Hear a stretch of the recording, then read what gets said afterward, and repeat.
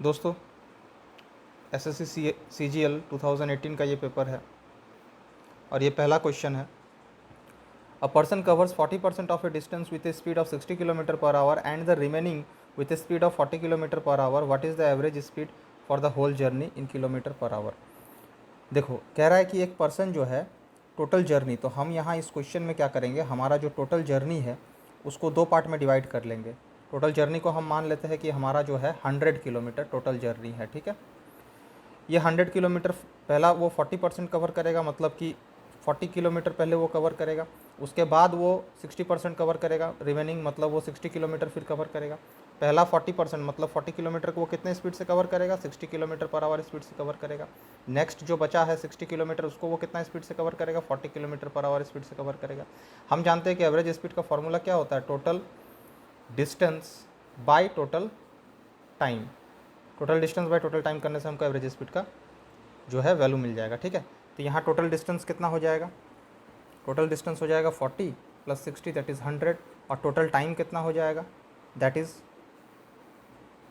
Distance by speed plus distance by speed, ठीक है। इसको कैलकुलेट करो तो हमको जो है इस जर्नी का एवरेज स्पीड पता चल जाएगा, that is 600/13 kilometre per our आएगा, ठीक है। चलते हैं नेक्स्ट क्वेश्चन की तरफ। ये हमारा दूसरा क्वेश्चन।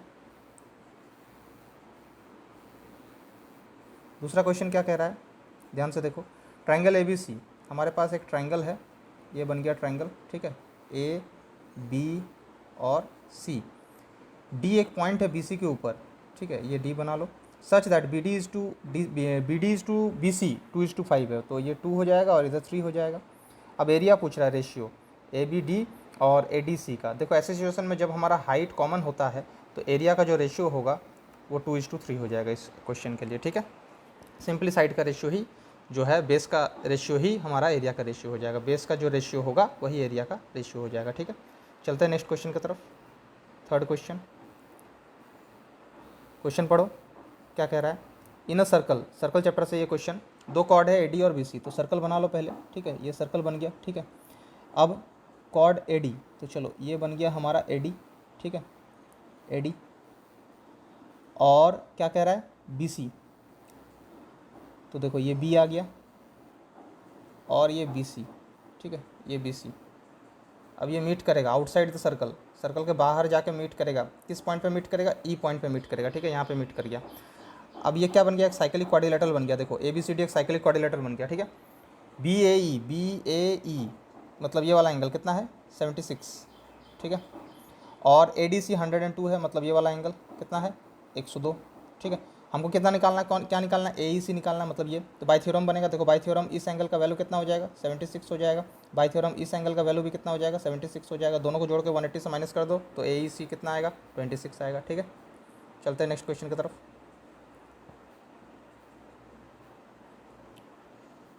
फोर्थ क्वेश्चन ये आ गया, ठीक है।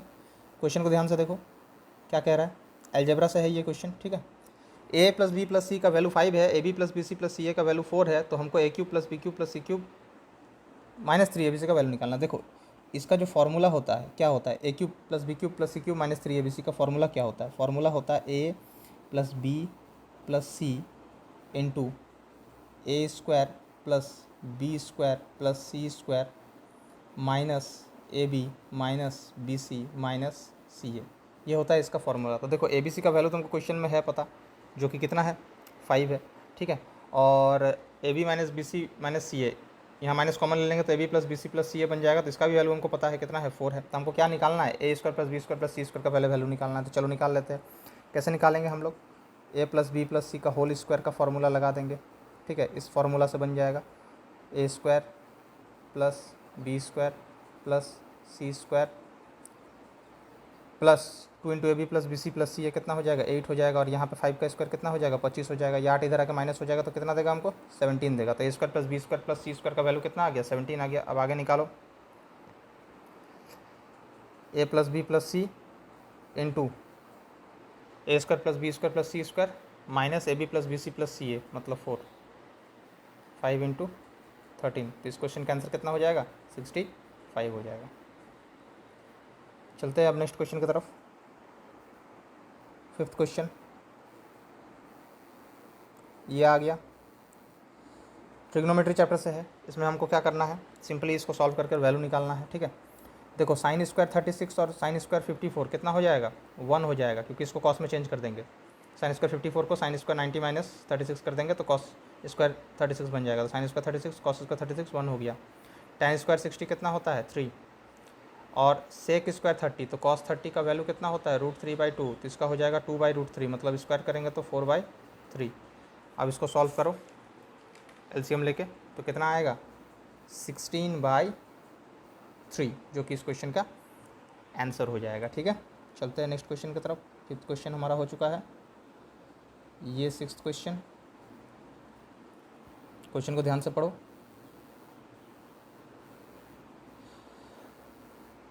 प्रॉफिट एंड लॉस से है, क्या कह रहा है, the selling price of 24 articles is equal to the cost price of 26 articles, what is the gain percent in such a situation. देखो क्वेश्चन कह रहा है कि सीपी 26 आर्टिकल का कितना, हम मान लेते हैं कि 26 आर्टिकल को हमने 26 रुपया में खरीदा, मतलब एक आर्टिकल का दाम कितना हो जाएगा, सीपी कितना हो जाएगा 1 रुपया हो जाएगा। ठीक है, चलो यहाँ तक समझ गए।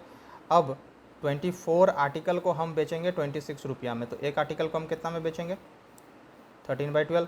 प्रॉफिट निकाल लो, SP माइनस CP, प्रॉफिट कितना हो गया 1/12, इसको 100 से मल्टीप्लाई कर दो तो कितना आएगा 25/3% हमारा गेन हो जाएगा इस सिचुएशन में। ठीक है, चलो नेक्स्ट क्वेश्चन की तरफ चलते हैं।